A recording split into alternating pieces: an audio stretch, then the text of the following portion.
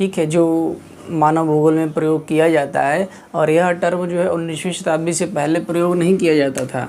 यह टर्म जो है यानी कि सांस्कृतिक दृश्य भूमि 19वीं शताब्दी के शुरुआत में यूज़ किया जाने लगा मानव भूगोल में।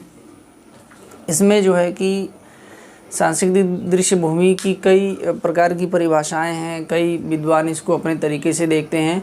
तो सांस्कृतिक दृश्य भूमि को समझने से पहले हम सबसे पहले समझेंगे दृश्य भूमि को। हम जो है सबसे पहले दृश्य भूमि को समझेंगे कि आखिर में दृश्य भूमि होती क्या है। तो कई विद्वानों ने अपने अपने हिसाब से परिभाषाएं दी हैं। सबसे पहले हम बात करेंगे जर्मन भाषा की। जर्मन भाषा में सांस्कृतिक दृश्य भूमि, जर्मन भाषा में एक शब्द है जिसका नाम है लैंडशाफ्ट।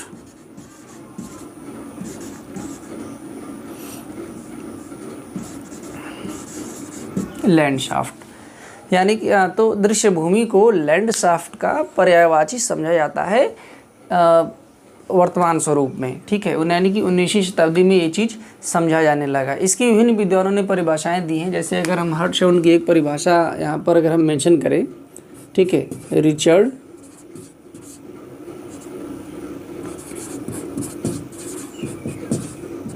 रिचर्ड हर्टशॉन ने इसकी परिभाषा दी है कि धरातल पर वायुमंडल के नीचे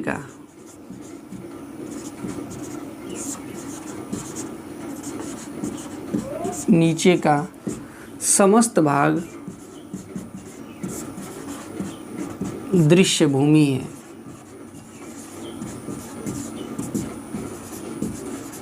इन्होंने कहा कि देखिए पृथ्वी का जो वायुमंडल है, उस वायुमंडल से नीचे धरातल पर हम जितनी भी चीज़ें देखते हैं, जितने भी भाग हैं, हम जो कुछ भी देख रहे हैं वही चीज़ क्या है, दृश्य भूमि है। ठीक, फिंच ने भी एक परिभाषा दी है।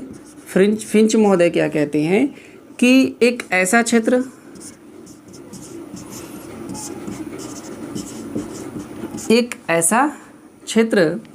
जैसा किसी को दिखाई देता है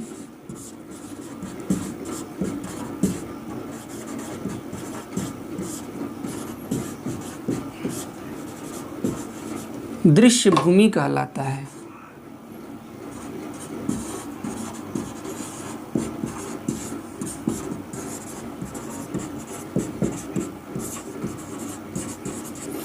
फिंच महोदय ने कहा कि देखिए एक ऐसा क्षेत्र है जैसा किसी को दिखाई दे रहा है, मतलब जैसे कि कोई क्षेत्र हो गया, हम उसको देख रहे हैं और जिस प्रकार से जिस तरीके से वह क्षेत्र हमें दिखाई दे रहा है, उसी क्षेत्र को क्या बोलते हैं, दृश्य भूमि बोलते हैं। तो ये बात जो है कि हर्टशॉन की रही। और फिर हर्टशॉन महोदय ने क्या कहा था, एक बार उसको समझ लीजिए कि धरातल पर वायुमंडल के नीचे का समस्त भाग, ठीक है, दृश्य भूमि यानी कि पृथ्वी का जो भी बाहरी स्वरूप है, बाहरी स्वरूप की यहाँ बात की जा रही है, वायुमंडल के नीचे का जो भी बाहरी स्वरूप है, उस बाहरी स्वरूप को यानी कि वायुमंडल के नीचे के समस्त भाग को ही दृश्य भूमि कहते हैं, जो हमें दिखाई देता है। फिंच महोदय ने वही चीज़ इस प्रकार से बताई है कि एक ऐसा क्षेत्र है दृश्य भूमि जैसा किसी को दिखाई देता है। ठीक है, कोई क्षेत्र है, हम उसको चाहे जिस स्वरूप में देख रहे हैं वही क्या है, दृश्य भूमि है। ठीक है, देखिए दृश्य भूमि शब्द मुख्य रूप से कार्ल सावर की देन है। अमेरिका के विद्वान कार्ल सावर ने एक शोध पत्र लिखा था 1955 में, मॉर्फोलॉजी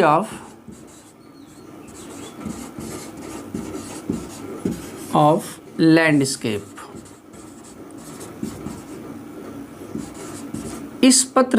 इस शोध पत्र में कार्ल सावर महोदय ने सांस्कृतिक दृश्य भूमि की बात कही है। ठीक है, बहुत से ऐसे विद्वान हैं जिन्होंने इसको अलग अलग टर्म से संबोधित किया है।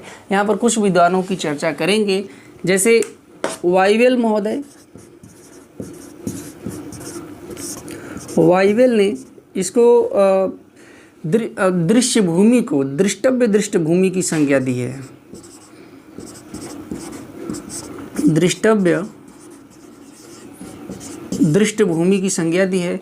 तो वहीं पर फ्रांस जैसे देश में, फ्रांस में इसको पैसेज शब्द से संदर्भित किया जाता है। पैसेज यानी कि जो लैंडस्केप है या दृश्य भूमि है फ्रांस में, उसको पैसेज शब्द से संबोधित किया जाता है। तो इस प्रकार की बातें हैं। अब दृश्य भूमि में क्या क्या चीज़ सम्मिलित होता है उसकी चर्चा करते हैं कि विद्वानों में यह मतभेद हुआ कि दृश्य भूमि में हम किन किन चीज़ों को शामिल करेंगे। तो सबसे पहले जब लैंडस्केप का प्रयोग जर्मनी में होता था दृश्य भूमि शब्द के लिए, मतलब कोई ऐसा क्षेत्र जो हम देख रहे हैं अपने आँखों के द्वारा, या इस प्रकार से कोई बात अगर हम देख रहे हैं तो बात ये आती है कि किस संदर्भ में। तो जर्मनी में लैंडस्केप का प्रयोग मुख्यतः 2 संदर्भों में किया जाता था। पहला संदर्भ क्या था? इसके प्रयोग करने का जो पहला संदर्भ था, किसी संपूर्ण आबद्ध या संबद्ध, किसी संपूर्ण आबद्ध क्षेत्र के लिए, आबद्ध क्षेत्र के लिए, और दूसरा सुंदरता के भाव में, सुंदरता के भाव में। ठीक है। तो जर्मनी में लैंडस्केप का प्रयोग 2 अर्थों में होता था, लेकिन विद्वानों ने इन दोनों अर्थों में कोई अंतर स्पष्ट नहीं किया कि हम मुख्य रूप से आखिर हम कहना क्या चाहते हैं, ये बात नहीं शामिल हुई। तो 2 अर्थों में लैंडस्केप का प्रयोग किया जाता था। किसी संपूर्ण आबद्ध क्षेत्र के लिए, जैसे मान लीजिए कोई आबद्ध क्षेत्र है, जैसे मान लीजिए कोई जंगल में बसा गांव है या कोई जंगल है, तो उस संपूर्ण क्षेत्र के लिए हम क्या कर रहे हैं? दृश्य भूमि शब्द का प्रयोग कर रहे हैं। या फिर हम किसी जगह की या किसी दृश्य भूमि की सुंदरता को बताने के लिए, मतलब किसी पर्टिकुलर क्षेत्र की अगर हमें सुंदरता का वहाँ पर भाव दिख रहा है तो उसको दृश्य भूमि यानी कि लैंडस्केप कह दिया। जैसे कोई बहुत खूबसूरत रेगिस्तान में कुछ स्थलाकृतियाँ हैं, या फिर पहाड़ों पर कुछ स्थलाकृतियाँ हैं, या फिर समुद्रों के किनारे कुछ स्थलाकृतियाँ हैं, उनको हम सुंदरता का भाव देने के लिए लैंडस्केप शब्द का प्रयोग कर रहे हैं। और कहीं कहीं पर इसका प्रयोग जो है कि संपूर्ण आबद्ध क्षेत्र के लिए, मतलब किसी मान के चलिए कि किसी क्षेत्र के सीमांकन के स्वरूप में इसका जो है कि प्रयोग किया जा रहा है। तो कोई स्पष्ट अंतर इसमें नहीं हुआ कि आखिर में हम लैंडस्केप का प्रयोग जो है किस संदर्भ में करेंगे। ठीक है। तो कार्ल सौर जो अमेरिका के विद्वान थे, इन्होंने इसका व्यापक रूप में अर्थ निकाला और बताया कि वास्तव में ये क्या चीज़ है। ठीक है। एक और बात करते हैं, जैसे स्लेटर महोदय ने क्या किया कि जब भूदृश्य की संकल्पना दी, भूदृश्य की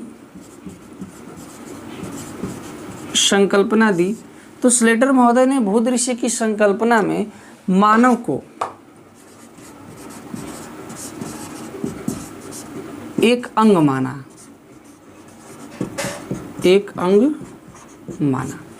तो स्लेटर महोदय ने कहा कि देखिए ऐसा है कि भूदृश्य में मानव एक महत्वपूर्ण अंग है। ठीक है। लेकिन पैसार्जे महोदय हैं, ये स्लेटर हो गए, पैसार्जे महोदय की बात करते हैं। तो पैसार्जे महोदय ने एग्जाम में कई बार ये पूछा जाता है, तो पैसार्जे महोदय ने कहा कि देखिए मानव और अन्य जीवधारी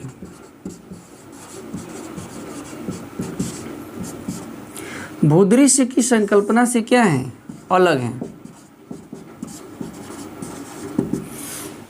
स्लेटर महोदय कहते हैं कि देखिए अगर हम किसी भी भूदृश्य की बात कर रहे हैं, कोई किसी भी अगर हम लैंडस्केप की बात कर रहे हैं, तो उसमें हम मनुष्य को भी शामिल करते हैं। जबकि पैसार्जे महोदय कहते हैं कि देखिए अगर मनुष्य को और किसी हम दूसरे जीव जंतुओं को शामिल कर देंगे तो हम एक दृश्य भूमि से दूसरे दृश्य भूमि को अलग कर ही नहीं पाएंगे। तो ये इनका कहना था पैसार्जे महोदय का। इनका कहना था कि दृश्य भूमि से मानव को और जीवधारियों को अलग रखिए। अब बात यहाँ पर आती है कार्ल सौर महोदय की। जब कार्ल सौर महोदय आए तो उन्होंने कहा कि देखिए ऐसा है कि दृश्य भूमि को सबसे पहले तो 2 भागों में बांटते हैं। पहला प्राकृतिक दृश्य भूमि,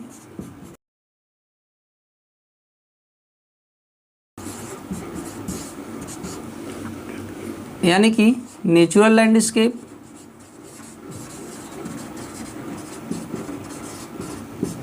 और दूसरा सांस्कृतिक दृश्य भूमि।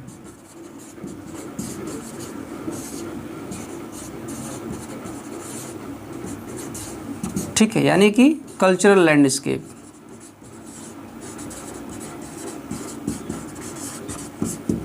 एक हो गया प्राकृतिक दृश्य भूमि और दूसरा हो गया सांस्कृतिक दृश्य भूमि। लेकिन प्राकृतिक दृश्य भूमि को भी रिचर्ड हार्टसन महोदय ने 3 भागों में बांट दिया है। वो कौन कौन से भाग हैं? तो इन्होंने जो पहला भाग बनाया है वो है प्राकृतिक दृश्य भूमि। ठीक है, पहला भाग जो इन्होंने बताया है वो है प्राकृतिक भूदृश्य। दूसरा भाग इन्होंने बताया है वन भूदृश्य, वन भूदृश्य। और तीसरा भाग इन्होंने बताया है वर्तमान आबाद भूदृश्य, आबाद भूदृश्य, वर्तमान आबाद भूदृश्य। ठीक है, या वर्तमान प्राकृतिक भूदृश्य भी इसको कहते हैं। तो रिचर्ड हार्टसन महोदय का कहना है कि देखिए प्राकृतिक दृश्य भूमि यानी कि जिसमें मानव का हस्तक्षेप नहीं होता। प्राकृतिक दृश्य भूमि वह दृश्य भूमि है जिसमें मानव की बात या किसी अन्य प्राणी की बात नहीं की जाती है, वो अलग ही है। तो यहाँ पर रिचर्ड हार्टसन महोदय ने इसको 3 भागों में बांट दिया है। पहला प्राकृतिक भूदृश्य, दूसरा वन भूदृश्य और तीसरा वर्तमान प्राकृतिक भूदृश्य या वर्तमान आबाद भूदृश्य। प्राकृतिक भूदृश्यों में सिर्फ प्रकृति की प्रभावशीलता रहती है, मानव का वहाँ कोई रोल नहीं रहता, मानव का कोई हस्तक्षेप या कोई संशोधन वहाँ पे नहीं होता है। दूसरा वन भूदृश्य, वन भूदृश्य में मानव का हस्तक्षेप तो रहता है, मानव वन भूदृश्य को संशोधित करता है, उसको बदलने का प्रयास करता है, लेकिन मानव का नियंत्रण उस पर नहीं रहता। तो इन्होंने इसको वन भूदृश्य का नाम दिया। और तीसरा है वर्तमान प्राकृतिक भूदृश्य। वर्तमान प्राकृतिक भूदृश्य में हार्टसन महोदय कहते हैं कि देखिए यह ऐसा भूदृश्य है जहाँ पर कोई भी प्रकृति मिलती ही नहीं है, मतलब जो आबाद क्षेत्र है, और आबाद क्षेत्रों में कोई भी प्राकृतिक भूदृश्य नहीं मिलेगा, बस नाम इन्होंने दे दिया वर्तमान प्राकृतिक भूदृश्य। अब बात करते हैं सांस्कृतिक दृश्य भूमि की। कार्ल सौर महोदय कहते हैं कि देखिए ऐसी दृश्य भूमि जहाँ पर मानव का प्रभाव हो, जहाँ पर मानव की पहुँच हो, जहाँ मानव पहुँच जाए, वह प्राकृतिक दृश्य भूमि सांस्कृतिक दृश्य भूमि में बदल जाती है। तो कल्चरल लैंडस्केप शब्द दिया था किसने? कार्ल सौर महोदय ने अपने शोध पत्र मॉर्फोलॉजी ऑफ लैंडस्केप में। तो इस बात को समझना है। यहाँ से बात करेंगे सांस्कृतिक दृश्य भूमि की। कार्ल सौर महोदय ने सांस्कृतिक दृश्य भूमि को बहुत अच्छे तरीके से डिफाइन किया है। कार्ल सौर महोदय के अनुसार किसी भी दृश्य भूमि पर किसी का नियंत्रण स्थापित नहीं होता है, अर्थात दृश्य भूमि एक स्वतंत्र तत्व है। और इस दृश्य भूमि मतलब किसी भी दृश्य भूमि में, चाहे किसी भी प्रकार की दृश्य भूमि हो, जैविक एवं प्राकृतिक घटक सम्मिलित होते हैं। कार्ल सौर महोदय का कहना था कि देखिए दृश्य भूमि चाहे जो हो, उसमें वनस्पतियाँ भी होती हैं, जीव जंतु भी होते हैं, मतलब प्राणी लोग भी होते हैं, जितने भी जैविक घटक हैं वो सब के सब उसमें मौजूद रहते हैं। इन्होंने कहा कि देखिए सांस्कृतिक दृश्य भूमि क्या चीज़ होती है? जिसमें मानव का प्रभाव, मानव द्वारा निर्मित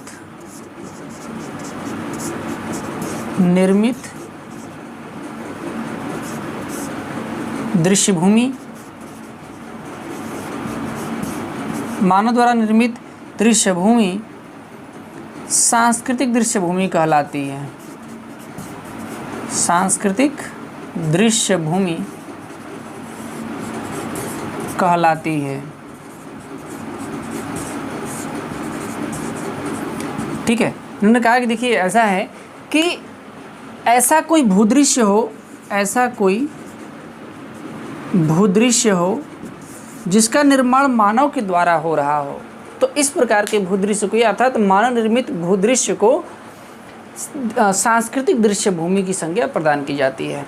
इसके विषय में रिचर्ड हार्टसन महोदय ने कहा था कि देखिए अगर किसी प्राकृतिक दृश्य भूमि पर, कोई भी प्राकृतिक दृश्य भूमि इस दुनिया में हम ले लें, चाहे वो नदी हो, चाहे वो पहाड़ का इलाका हो, चाहे वो रेगिस्तान का इलाका हो, चाहे घना एक जंगल हो, इन्होंने कहा था कि कोई भी प्राकृतिक दृश्य भूमि हो, अगर किसी भी प्राकृतिक दृश्य भूमि पर मानव का प्रभाव पड़ता है तो वह दृश्य भूमि प्राकृतिक दृश्य भूमि से सांस्कृतिक दृश्य भूमि में बदल जाती है। इनका कहना था कि देखिए किसने कहा था? रिचर्ड हार्टसन महोदय, आप इसको नोट कर सकते हैं। रिचर्ड हार्टसन महोदय ने कहा था कि देखिए कोई भी प्राकृतिक दृश्य भूमि मानव के प्रभाव में आते ही या किसी भी प्राकृतिक दृश्य भूमि पर मानव का प्रभाव पड़ते ही वह दृश्य भूमि सांस्कृतिक दृश्य भूमि में बदल जाती है। इसके अलावा अगर हम बात करेंगे सांस्कृतिक दृश्य भूमि के तत्वों की, अगर हम इसके तत्वों की बात करें, अगर हम इसके एलिमेंट्स की बात करें, सांस्कृतिक दृश्य भूमि के अगर हम एलिमेंट्स की बात करते हैं, यानी कि अगर इसके हम तत्व देखें कि इसके तत्व क्या हैं, तो मानव अधिवास, खनन क्रियाएं, संचार, परिवहन के साधन, मनोरंजन के साधन, आर्थिक क्रियाकलाप, धार्मिक संस्थाएं, सामाजिक संस्थाएं, शिक्षण संस्थाएं, बहुत सी ऐसी संस्थाएं जिनसे मानव जुड़ा हुआ है, जिनका और बहुत से ऐसे एलिमेंट, बहुत से ऐसे संगठन या कोई भी ऐसे क्रियाकलाप जिस पर मानव का हस्तक्षेप होता है, जैसे आवास हो गया, स्कूल हो गया, हॉस्पिटल हो गया, कुछ भी है, ये सब के सब क्या है, सांस्कृतिक दृश्य भूमि के तत्वों में गिने जाते हैं। आप इनको आराम से नोट कर सकते हैं। ठीक, तो ये बात रही कल्चरल लैंडस्केप की। इसके बाद पढ़ेंगे कल्चरल रीजन, कल्चरल रियल्म्स और कल्चरल हर्थ के बारे में। अगर आप चैनल पर नए आए हैं तो इसको सब्सक्राइब ज़रूर करिएगा। आपका जब सब्सक्राइब होता है तो उससे जो है कि हमारा एक हौसला बढ़ता है और हमारे प्रयास को ये रहता है कि हाँ, आप सराहना मिल रही है। हम फिर से एक बार कह रहे हैं कि भूगोल का पूरा ही सिलेबस, जितने भी विषय हैं, चाहे वो नगरीय भूगोल हो, जनसंख्या भूगोल हो, आर्थिक भूगोल हो, कोई भी विषय हो, पर्यटन भूगोल हो या रिमोट सेंसिंग का कोई पार्ट हो, सब कुछ मैं पढ़ाऊँगा यहाँ पर। और उसकी शुरुआत हो चुकी है। भौतिक भूगोल यानी कि फिजिकल ज्योग्राफी हमने ख़त्म कर दिया है। इसके अलावा हमने ज्योग्राफिकल थॉट यानी कि भौगोलिक विचारधारा को ख़त्म कर दिया है। प्लेलिस्ट आप चेक करिए, सब कुछ आपको वहाँ मिल जाएगा। इसके अलावा आर्थिक भूगोल की सीरीज चल रही है। इसके अलावा जो है जलवायु विज्ञान पढ़ा ही रहे हैं। इसके अलावा जो है कि समुद्र विज्ञान भी पढ़ा रहे हैं। वो जलवायु विज्ञान, समुद्र विज्ञान और आर्थिक भूगोल ये जल्द ही ख़त्म हो जाएगा। इसके बाद जो है ह्यूमन ज्योग्राफी भी जल्द से जल्द कंप्लीट करने की कोशिश करेंगे। इसके अलावा आप प्लेलिस्ट चेक करिए, बहुत सारी चीज़ें आपको दी गई हैं। MCQ की सीरीज भी चल रही है जो टॉपिक वाइज चल रही है। तो कल टॉपिक वाइज आप अध्ययन करिए, फिर जा कर के MCQ करिए उस टॉपिक का। इस सोच के साथ मैं MCQ बना रहा हूँ। तो हमारा प्रयास अगर आपको पसंद आता है तो चैनल को लाइक, शेयर और सब्सक्राइब ज़रूर करिएगा। धन्यवाद।